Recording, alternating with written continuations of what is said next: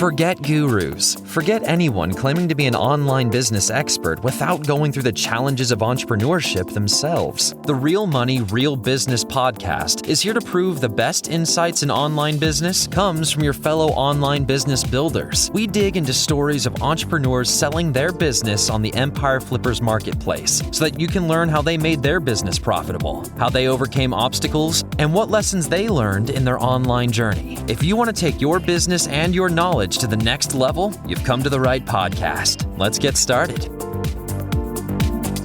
Hey everyone, welcome to another episode of the Real Money, Real Business podcast. We record these interviews so potential buyers have more information about the seller and the business to make a buying decision. Before we dive in, let's go over a brief summary of the business. It is an Amazon FBA and e-commerce business created in January of 2014 in the personal care niche. The average monthly revenue for the business is $19,544 and makes an average of $4,684 per month in net profit. The assets included in the sale are an Amazon Seller Central account with 15 SKUs, Shopify store, branded domain including all site content and files, 2 secondary domains, PBNs, supplier relationships, Facebook, and just as a disclaimer, inventory is not usually included in the list price, but further details can be provided to unlockers who schedule a call with the seller. For everyone listening, you can visit empireflippers.com/marketplace and search for listing 58170 to learn more about the business, or you can unlock this listing to start your due diligence if you're interested in purchasing this asset. So that's a brief overview of the business for sale. Let's hear from the seller with me today. So welcome to the show, Raul. How are you doing today? Hey, Nick, doing well. Actually, this was a call I was hoping not to make, but as I go into details, you'll understand why. So a little bittersweet for me, but happy to be here with you, Nick. Thank you. Okay, well, I'm definitely looking forward to getting into that and learning more about just you and your business. So to start us off, can you tell us a little bit about your background in building and running online businesses? But of course, as a career, I'm actually a critical care nurse. What I do right now is I'm called a rapid response nurse. So I go to all emergencies in the hospital. What I love about nursing is I get to work 3 days a week, 12-hour shifts, and that's considered full-time. So it allows me 4 days a week to pursue my passions. And I'm an entrepreneur at heart. So my wife does what's called a faith-based business marketing. We do marketing for a lot of Christian events in the Hispanic community. That's the thing that we do. And because I was looking to do something on the online space, in 2014, I started my Amazon business. And I found it to be fascinating. And it was kind of in the early days of marketing on Amazon. And it just felt like a good fit. Now, obviously, because I am in healthcare, I decided to go with a lot of products that I was really familiar with. And one of my first products spoke close to my heart, and that was a scar gel. And that's because when my daughter was little, she fell from the bed and she developed a small scar over her eyebrow. And being 2 months old, the first thing I thought was like, not my princess. If it was one of my boys, all right, a good war story, right? But not my princess. And I was lucky enough to be in a position where I could run to the ER. I knew the staff. I could get the best surgeon, plastic surgeon to come in and make her look as beautiful as possible. And then working with a pharmacy, I came up across and developed a scar gel that I could apply afterwards so that it would heal the best possible. Now, as I was able to pull all those strings, I realized that a lot of people don't have that ability. But I also realized that the scar gel I came up with really made a big difference. This was in 2004. Now, when I started my Amazon business, I remembered that. And I revisited those ingredients, and I came up with my first product. And from there, I just kept adding products within the beauty sector, especially creams. And I developed a line of stethoscopes and products that have to do with healthcare. And because one of my passions is I get often asked to visit nursing schools. I get to speak with students and encourage them. My marketing started to focus on schools. In fact, right now, probably most of my sales for that line come from nursing schools, not only nursing schools, but physical therapy schools, because some of my products align with physical therapy. And I can tell because right before the semester goes, which is what I'm about to come up, is when I get a huge bump up in sales. They're pretty consistent, but the spring semester and the winter semester, that's when I see it. So I can tell all the work I did marketing to the schools, still lives on. And as I was growing my business, this is my strength today. As I was growing my business, I realized that more and more people were starting to look on Amazon and they were typing in Spanish. So I took some of the products I had and, having a Hispanic faith-based marketing company, I decided to make some of the products in Spanish. Now, here's what you get when you come into my business. You get the only business that is not only focused on the Hispanic community, but my products are in Spanish, my marketing is Spanish, my listing is in Spanish. And why is that such an advantage? Because when people type in the keyword in Spanish, you'll find that my bestsellers pop up. So even though there's other listings in Spanish, the products themselves, and by products, I mean the labeling, is in English. So because I understand the community, I know that if they typed in a certain keyword, and my creams and stuff are actually, the name of that cream is actually the keyword, they find exactly what they're looking for. And they find it in Spanish. And they find a product that wasn't in English and being available to them in Spanish, but it really speaks to my audience. Once I discovered that, I started doing that with my other products. And that was going very well. And I was really starting to build up that line when what happened? I think we all know what happened. I have never served in the military. I have great respect for people who do, but I think my war finally showed up. That's right, COVID. Being a leader in my hospital and going between all the units, I really put in long hours. Sorry if my voice breaks a little bit, that my heart is there, helping my nursing staff care for people and supporting them because they were having a hard time through all of this, which meant two things. It meant that our marketing business took a big hit because we were focused on events and concerts and all that got canceled. And I also couldn't spend the time that I originally had been spending on our Amazon business. And now we're going on 2 years. Thank God. And I'm very grateful I'm humbled by his love that actually, without paying almost any attention to my Amazon business, with all the effort I had done before, not only did it sustain itself, but it took a small bump up without me putting in much work. In fact, I can say that I probably average 4 to 6 hours, maybe a week. And that's what I've been averaging. Probably not a week. I probably do 4 to 6 hours every 2 to 3 weeks. The last 2 years during COVID season, because my time was spent trying to save not only our faith-based marketing business, but spending a lot of time in the hospitals doing that kind of care. And of course, naturally, that sustained us. Thank God that put food on our table. However, we also did accumulate quite a bit of debt. And that brings me today. Well, after reviewing everything and seeing that our marketing business is starting to pick up and that is also a passion of my wife, I decided to refocus our efforts on rebuilding that business, which means I think it's time to pass on this other business baby that I created to someone who has the vision. And there's room for growth. Trust me, there is. Ever since the COVID started around there, we now have videos that are allowed to put on the listings. So that is something I have not had time to revisit, which means the new owner of this company, with the same amount of traffic that they currently have without doing anything else, just by adding videos to some of these listings, your sales are going to pump up. Your conversion rate's going to go up. I also haven't worked on the listings as far as updating them a little bit, right? Which means that with any little bit of testing, with the current traffic you have, it's going to bump up. And the audience is going to love this, okay? Because I was trying to make the business a little more profitable, I looked at what would have the biggest impact in my current business. This was like 3 months ago, and I found it, and that is to work with a better supplier. I have a great supplier. I really like them. Things work great.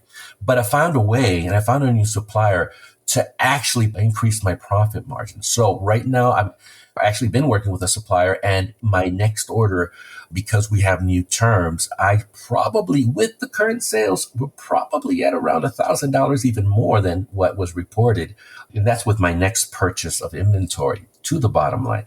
So it's there. It's a good deal and the timing is right. And I know that this will be a really good fit for someone, especially if you're really interested in this new audience that's growing on Amazon. And I can tell because the search for those keywords has grown tremendously in the last 5 years. Every year there's an uptick in volume for those keywords. And that just tells me that more and more people are typing in Spanish, and that's not going to change. That's going to increase. So that's a lot of info, but I wanted to share my heart and let you know where we're at. And Nick, let me know what else I can share. Yeah, well, first of all, there's a lot to discuss there. But first of all, thank you for your contribution over the last 2 years. Like you said, you were probably on the front lines with a lot of things in an unexpected way. So thank you for that. You bet. So to dissect a lot of So you actually answered a lot of the questions that I was going to ask, but just to compartmentalize some of these, I'm going to start with a few to make this a bit easier to digest. So starting with, so I understand that you are, first of all, selling the business in order to assist the marketing business that you have. Is that correct? And because that's starting to pick up? That's correct. I want to focus my energy and a little bit of finance into that business. Okay, great.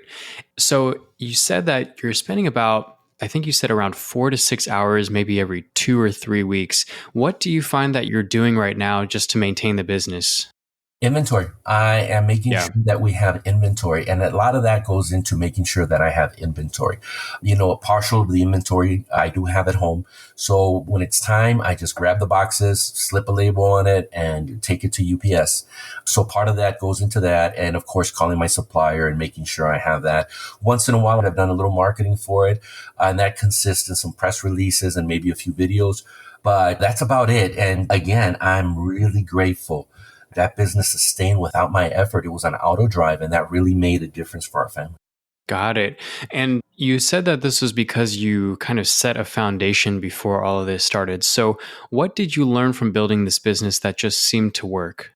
Okay, so that's actually not hard. And that is that first to play, right? I was one of the first ones to really focus on keywords in Spanish. And trust me, nobody's doing this. So there's a ton of them out there still. But I was first. So I was able to solidify for years my best-selling products as number one for my keywords. And that alone has carried the sales. That alone has driven people. And also very importantly, because I really nichified in certain keywords, I was speaking to the people who actually typed the keywords versus other people who were, trying to market the keywords, but just by adding in a little bit of text in there and all the stuff that we do in the back end for it, or maybe running ads for it. But the copy did not speak as personalized to those keywords as my listings have, because my listings were in Spanish, because the label had the keyword on there, et cetera, which nobody else does. So all of that has sustained my run, because even though you'll get a new player pop up and they may bump me to number 2 for a couple of days, people, when they type in the keyword and we show up, their eye goes to my listing because I am speaking to them. And that's what's really sustained me. That was the work that was done up front. Nice. Yeah, that's a good point. The distinction between writing for an algorithm and writing to speak to an audience. So yeah, it's great to hear that this is a business that connects with the people who buy the products. Correct. Thank you. Awesome. You worded it perfectly, actually, versus the people versus the algorithm. That's exactly right. Yeah, so it sounds like there are a lot of things going great for the business, a lot of things that worked. Was there anything that you did try that didn't seem to work so well? I did not. The Amazon PPC, I didn't capitalize on that. I still run ads for my main keyword, but that's it. I haven't gone peripheral on that. And that takes time. That takes someone who really knows how to do PPC. And I didn't focus on that. And when I did put a little money in that, I just didn't run it long enough to really get a good ROI on that. So I would say that was probably one of the things that didn't work out for me. My guess is probably my knowledge deficit in that area. Got it. Well, that actually leads well into the next question, which is about opportunities. So that could be one of them. The question is, if you were to keep the business, what are some ways that you would try to grow it? Well, number one thing I would do if I was really going to focus on it is I would create a video, especially for the top 2 selling products, because that alone is going to bump up my conversion rate. The other thing that I actually started doing is if you were to type in that keyword, which is the name of the product on Google, I also show up there. I am Amazon's pick for that product, for that keyword. And because I've done some SEO off of Amazon, you're going to find a lot of my pictures. I have a lot of people who are reselling the product, who are doing, I forgot the term. They buy from me and they sell arbitrage. They're doing some arbitrage, Okay. eBay and on Walmart. So those listings show up right away, which is great because I know they're buying from me because I look at the pricing and then they're flipping it on eBay and Walmart. And I don't have a problem with that. So another buyer who wants to expand into those stores can obviously take those spots also and be a direct sell if you wish to. So I would keep capitalizing on that. I've been really conquering those keywords with my products. There's no better feeling than type in your keyword on Google, seeing your pictures pop up along with, some other Estee Lauder and all these top names, and you're Nice. there among them, so that feels pretty good. So I would definitely continue in that area, because if those words are being clicked or typed in on Amazon, they're doing it on Google also.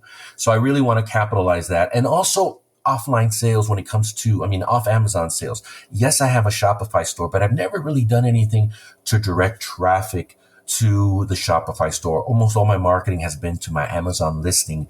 And I think that's one of the reasons also why when you type in Google and my product shows up under Amazon is because of all the outboard links and all the marketing I've done directly to the listing.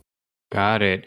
Well, with all of those opportunities, of course, comes some form of risk with any business. So what do you think are the biggest risks with this business that a buyer should be aware of?